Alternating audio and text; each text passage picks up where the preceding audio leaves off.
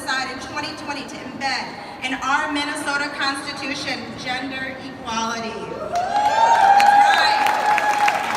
Now, for those of you who did not get a chance to watch the exchange on the House floor last night, all I can tell you is that that demonstration showed us why equal rights for all genders is necessary. Our GOP colleagues were stuck on the word gender last night. They insisted that we change that bill language to say sex versus gender. And why? Well, I can speculate why, but I probably shouldn't. What I'm going to do is I'm going to talk about maybe their motives, right? And I think for me personally, understanding that maybe they were confused. They were confused about the difference between sex and gender and sexual orientation. They asserted that unless we could define and know all the ways in which someone identifies, that we could not know how to advocate for equal rights. They went as far as to say that Minnesotans would be confused and would share that confusion and be troubled with this choice on the ballot. Can you believe that, right? I do not share our GOP colleagues' sentiment.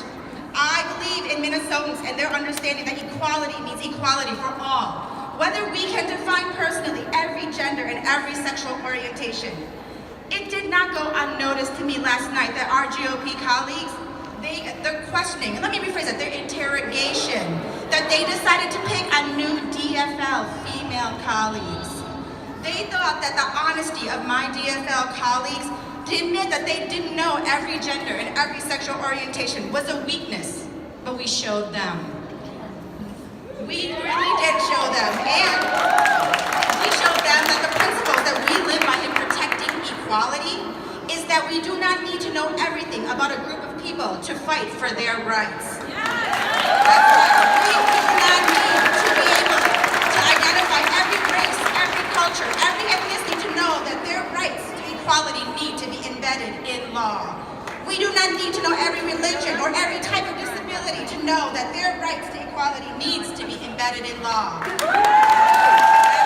And that's why we know that even though we cannot identify every gender or sex or sexual orientation, we know that however anyone identifies, that their rights to equality needs to be embedded in law.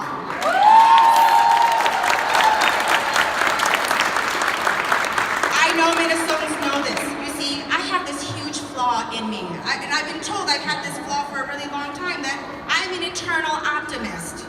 I believe that when given the choice, Minnesotans will make the right choice. Minnesotans will choose to protect all of its citizens of any gender that they identify as.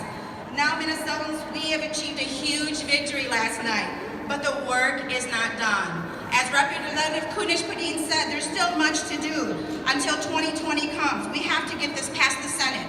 We have to get the support give the Minnesotans the support that they need, because they're going to be getting confusing information from our opposition, who themselves are confused, and so wrong information will be out there. So we have a lot to do to help support Minnesotans so that we can do the right thing in 2020. And yes, and that we have much to do today.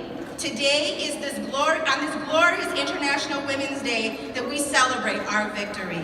That we celebrate that this fight was not just for women, but for all people of all genders. So thank you to everyone who has been fighting this fight with us. Together, we got this.